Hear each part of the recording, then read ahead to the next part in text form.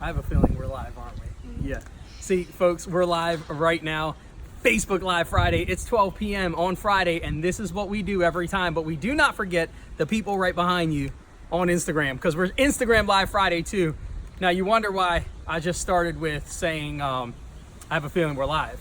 Well, the reason is Arabella's behind the camera, and right before we go live, pretty much every time I do a little jig, do a little dance, shake it up a little bit, and she likes to hit the live button without actually telling me, and then you guys get to see me acting a fool.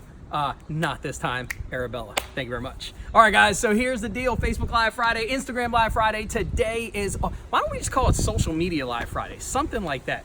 I don't know. Anyway, so it's all about this. Are you thinking of buying a house? Are you thinking of buying a home?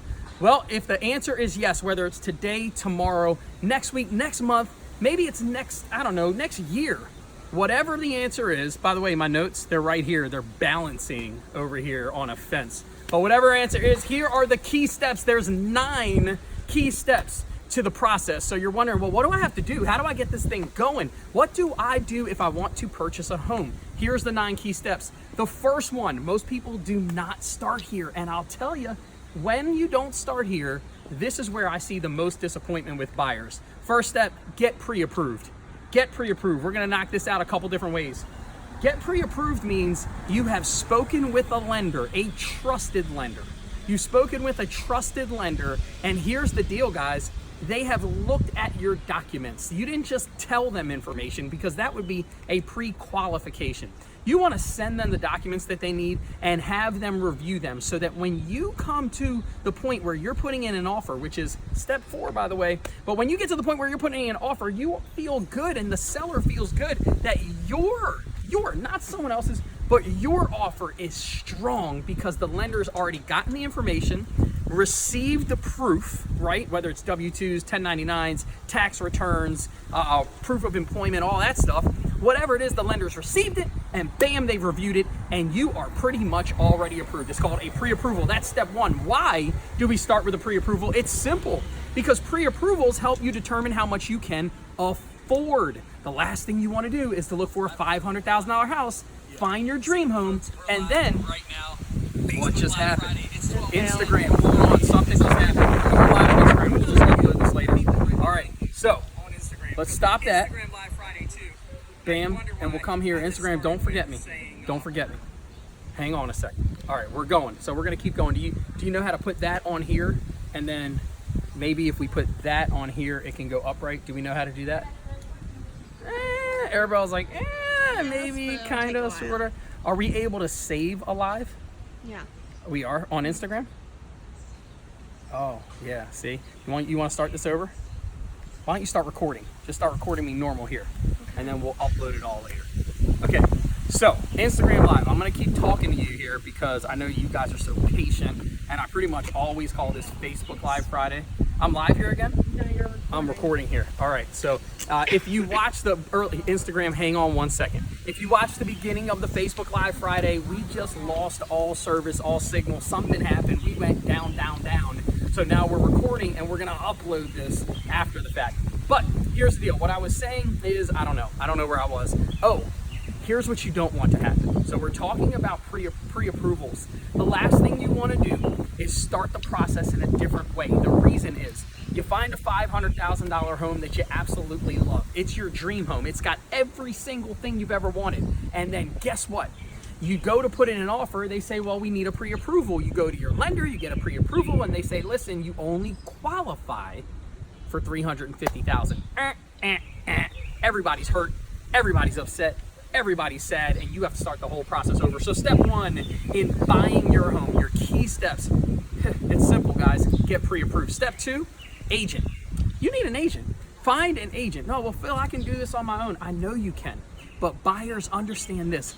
Agents can work for you. You sign what's called a buyer agency agreement. And when you sign that buyer agency agreement, what that means is that buyer's agent works solely for you. They no longer work for the seller, which is the default, by the way. Okay, so they no longer work for the seller, they work solely for you. And when they work solely for you, guess what? I'm excited to say, now you have representation. There's certain ministerial acts, there's certain fair housing laws, a bunch of stuff that they have to follow to protect you as their client, to get you the best deal possible. And here's the thing, you know, you go to a doctor says, hey, listen, you need brain surgery. You know, God forbid, you need brain surgery. Do you say, hey doc, listen, you know, I'm thinking I'm gonna do this one on my own?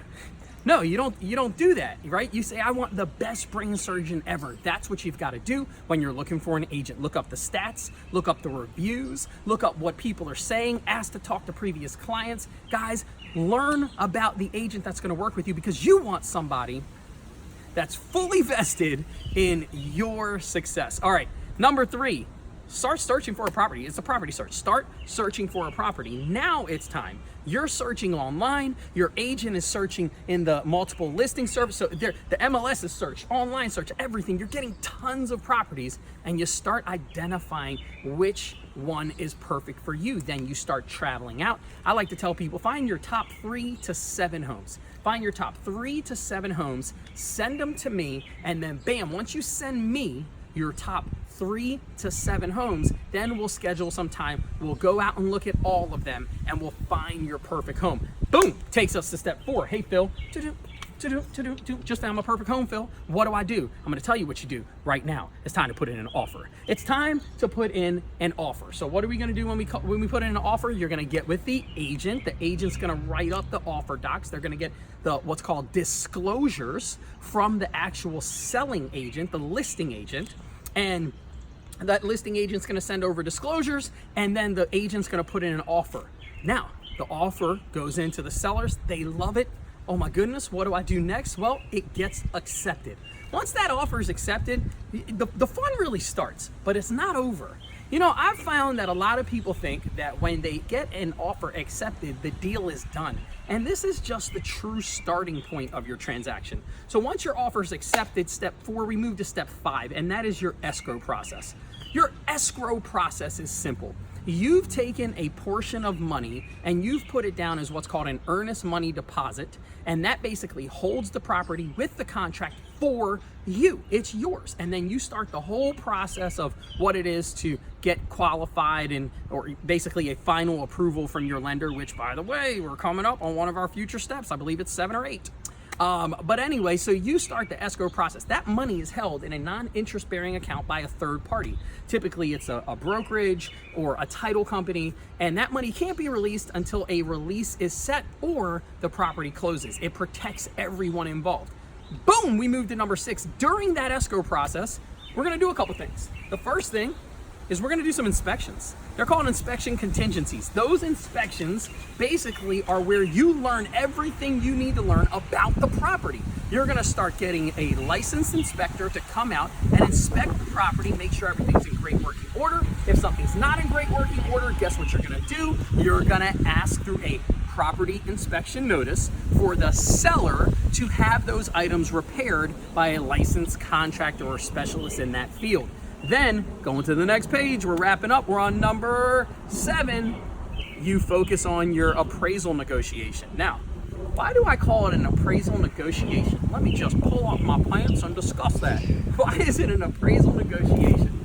Here's why. Because if you've got a good agent, what your agent's gonna do is your agent is not just gonna let an appraiser go out and just appraise the property. Your appraiser is gonna do what I call forward thinking. They're actually going to get a bunch of comparable homes, meet the appraiser at the house, give the appraiser the comparable homes, and talk to the appraiser about all the great things in your house. Now, the truth is the appraiser might get in their car, rip all that stuff up and just tuck it away because they know better, right? They're appraisers. Or the appraiser might feel good and look at those comps and say, yeah, these are really good comps. They do support the value.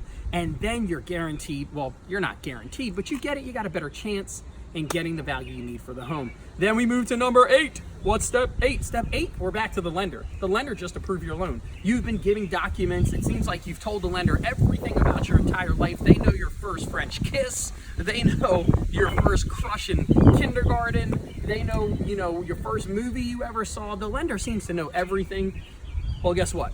Now they've approved you. So once that lender approves you, it's go time. They issue what's called a clear to close. Say it with me now, clear to close. One more time, say it, clear to close. So they issue a clear to close, and once they issue that clear to close, that information goes to the title company, and that title company prepares all the documents for everyone to sign, and we move to step 9, the final step.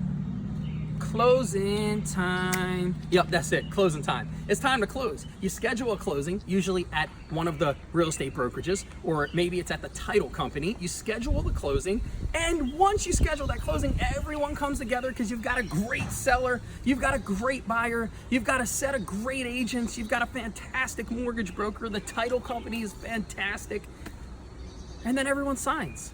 And then when you're done signing, that key's passed over, and when that key is passed over, it's time to celebrate. Now, this is where you pop the champagne.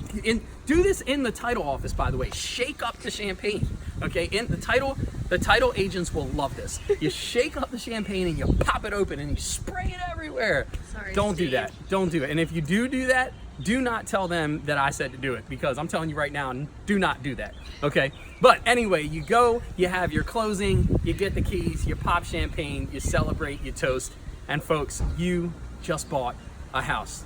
9 quick steps. Now there's subtle nuances in between each step, but the bottom line is these are the big meat. This is the bulk.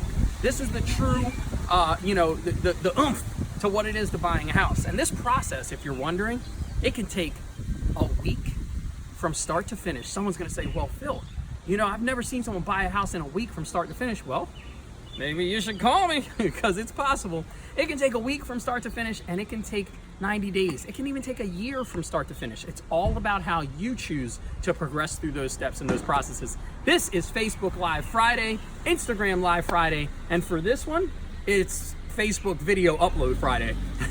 But any way you look at it, this has been fun. I'll see you next week. If you've got anything you want us to talk about on Facebook Live Friday, if there's a topic, whether it's real estate related or not, it doesn't matter. If you've got questions, just message us, comment below, and we'll get all your questions answered, and we'll make sure that we get you set up for your topic on Facebook Live Friday. I love you. See you later. Adios.